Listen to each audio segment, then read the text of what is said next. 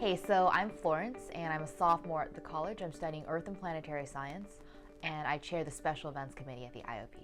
My name is Konrad, and I'm a senior in Mather House, and I'm the vice president of the Institute of Politics. My name is Harleen Gambhir. I'm a junior at the college, and I'm on the Student Advisory Committee.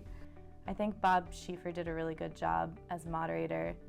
I thought his questions were really interesting. They were really pointed, and I thought that some of them were in particular really stood out to me.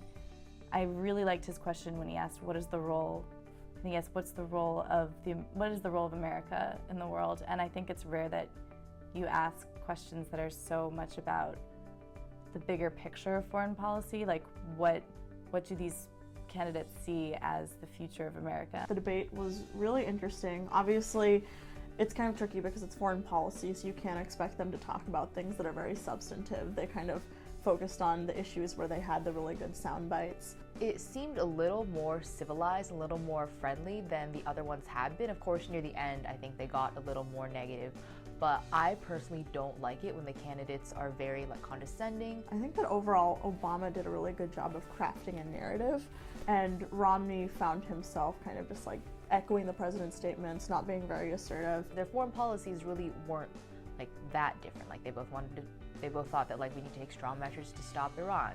We both need to support Israel as much as possible. We both need to try and get our troops out of Afghanistan sooner rather than later. So I liked how it was more talk about these bigger issues and less about, oh, whose numbers seem more right. At the end of the day, these debates, if they help decide people's opinions or not, I think for the majority, these debates kind of reaffirm people's commitment to their candidates more than it actually changes their opinions.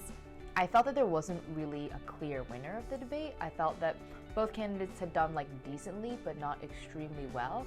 And I don't think it made that much of a difference in the minds of undecided voters. I was hoping that they would talk about things like the Eurozone or drones, issues that people don't kind of talk about a lot, or cyber warfare, but was happy with kind of the stuff that they talked about in terms of the Middle East and Iran. I think the most important thing for the president in foreign policy is they really are a figurehead for the country.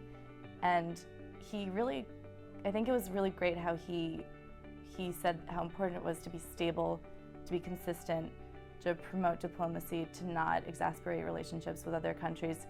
And I think that is really the most important thing that the president has to project.